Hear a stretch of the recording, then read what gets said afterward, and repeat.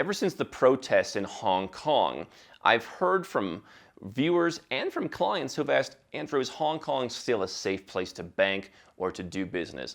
I'm going to tell you my answer in this video.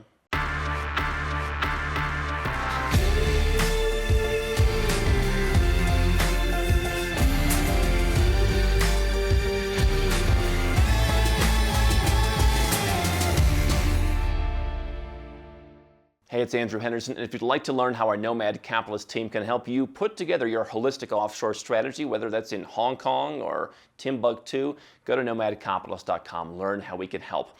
Now, I'm making this video from Bogota, Colombia, and why I mention that in relation to Hong Kong is for a very simple reason. Both of these places have, either right now or in the recent past, suffered from an image problem. It's funny, Mrs. H and I were recently watching Narcos on Netflix. We came to Bogota and said, let's rewatch Narcos. And what's interesting is we're here in Colombia and we see how nice it is, how safe some of the neighborhoods are, how many opportunities there are, how nice many of the people are. We see a place that is totally different than the place that is portrayed in the media. And yet, how many people decades later still think, no, not going to Colombia. That's precisely why I'm doing a deeper dive in the next year into investments in Colombia, because I think it's still underpriced compared to the region. It's still punching underneath its weight. And so Hong Kong right now has a similar issue. For years, Hong Kong has been one of the darlings of the world economic scene, but you may not remember that a couple decades ago, Hong Kong had its own crisis when people in Hong Kong were very concerned after the UK announced the handover to China that would come years later. And so a lot of bad things happened then. And you know what happened? A lot of people were able to get into Hong Kong and get some very good deals. And now it's the most expensive property market in the world. And so if you're looking at banking or doing business, i.e. having your company in Hong Kong, here's what I would tell you. I've spent a decade going to Hong Kong. I have friends, I have countless business contacts. I've probably gone through about 50 different people in the accounting and audit space to find the 2 or 3 that are really solid. I have friends there. We recently were working with a gentleman who came to us for some help. He runs a very, very big tech company in Hong Kong. He said, what I hear people say that the media is telling them, I just don't see it. Now, I understand that things in Hong Kong have gotten a little dicey recently, but number one, things are getting dicey in a lot of places. I see protests in the United States, I see protests in the UK, I see protests all over the world. The fact that there's a protest doesn't mean that the country is coming down to its knees, doesn't mean you can't still bank there. And what I think the perspective you have to keep in mind is, if you're living in the United States and you saw a protest in Washington, D.C., but you're living somewhere else, would you feel uncomfortable keeping your money in Bank of America or any other U.S. bank? I think you have to apply the same standard globally. That's a very difficult thing for us as human beings to do, because we understand where it is that we live, and we understand, hey, well, that protest doesn't affect us. And so everyone I talk to in Hong Kong says, hey, it doesn't affect us. We still believe in the country. And so if you're looking at banking, if you're looking at setting up a company somewhere, if you're looking at doing business, what I would encourage you to do is not only have the right mindset and have a fair mindset for all countries. What I would also encourage you to do is separate the places where you're going from the places you don't have to go. Having a company or having a bank account or having investments in Hong Kong doesn't mean you have to go there. Now, obviously, the value of the investments could go down, but let's just say you run a location-independent business and you have a Hong Kong company.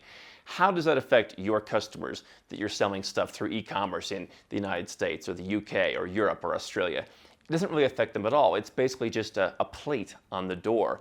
And what I see is that folks, a similar situation with citizenship.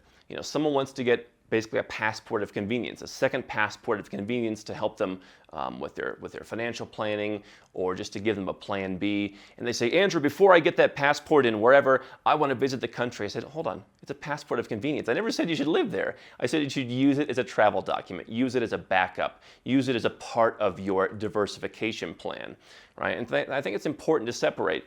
Yes, if you're looking to live the nomad capitalist lifestyle, that would involve spending some time outside of your home country. But the fact that you have a company or a bank account in Hong Kong doesn't mean you're living in Hong Kong. Doesn't mean you have to go and be around the protesters. It simply means you're using Hong Kong as the place for your assets, the place for your business. And what's most important from my perspective is, does the rest of the world still respect Hong Kong? If you go to banks around the world, Hong Kong still has a halfway decent reputation. I can tell you, when I talk to my bankers in different places around the world, nobody's asking me about the Hong Kong protests. All they're asking me about is, Andrew, how's your business going? What are you doing? What are your plans for the next year? So keep those things in mind. Most importantly, we want to treat all countries equally. We want to have a mindset. We want to understand that the media is often blowing things out of proportion. And if you're really on the ground in Hong Kong, you're probably going to experience something different. Number two, understand that not every part of your Nomad Capitalist plan involves your physical presence. And so a bank account or a company probably isn't going to be impacted by a protest. Now, if the protests go on for 10 years and get worse and worse, then maybe we'll have another conversation. But for now, I think Hong Kong is still a decent place. What I remind everyone is that doesn't mean it's the place for you, but I'm saying if you determine through a series of diagnostics that it is the place for you, I don't feel uncomfortable with it. How can Nomad Capitalist help you? 4 ways. Number 1, subscribe to our channel and click the notification bell to make sure you get our new video every day. Number 2, get a copy of Nomad Capitalist, the book. You'll learn a lot of my personal experiences over a dozen years of studying this stuff, as well as exactly some of the strategies that you can use to build your Nomad Capitalist plan.